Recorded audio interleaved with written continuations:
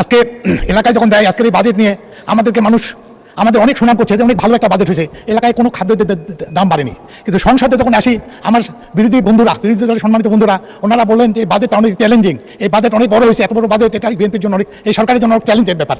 মাননীয় স্পিকার, আমি বলতে চাই শহীদ প্রেসিডেন্ট জিয়াউর রহমান, ওনার পরিবার এবং বাংলাদেশ জাতীয়তাবাদী দল বিএনপিকে সারাটা জীবনই চ্যালেঞ্জ মোকাবেলা করেই এই দেশের অগ্রগতি করতে হয়েছে মাননীয় স্পিকার। কারণ আমরা চ্যালেঞ্জ গ্রহণ করতে অভ্যস্ত মাননীয় স্পিকার। আমরা যদি 1975-এর সময়টা দেখি, 1975-এর পট পরিবর্তনের পরে একটা দুর্ভিক্ষ পীড়িত দেশকে কিভাবে শহীদ প্রেসিডেন্ট জিয়াউর রহমান একটা খাদ্যের স্বয়ংসম্পূর্ণ দেশে পরিণত করছেন, তখন আমরা দেখেছি। আজকে যারা আমাদের যে ম্যান পাওয়ার বিদেশে যাচ্ছে তাদেরকে শুরু করেছেন সেই সময়টা শহীদ প্রেসিডেন্ট জিয়াউর রহমান সাহেব। আমাদের যে বিদেশে রপ্তানি আজকে যে গার্মেন্ট শিল্প, সেটাও সময় শুরু হয়েছিল শহীদ প্রেসিডেন্ট জিয়াউর রহমানের মাধ্যমে। প্রত্যেকটা ভালো কাজে শুরু করেছিলেন উনি, খাল খনন শুরু করেছিলেন। তখন আমরা দেখেছি একটা শ্রেণী তখন বলেছিলেন যে এই খাল খননের মাধ্যমে এই দেশে কুমির নিয়ে আসা হচ্ছে, এই ধরনের কথা শুনেছি মাননীয় স্পিকার। ওই সময় কষ্ট লাগে।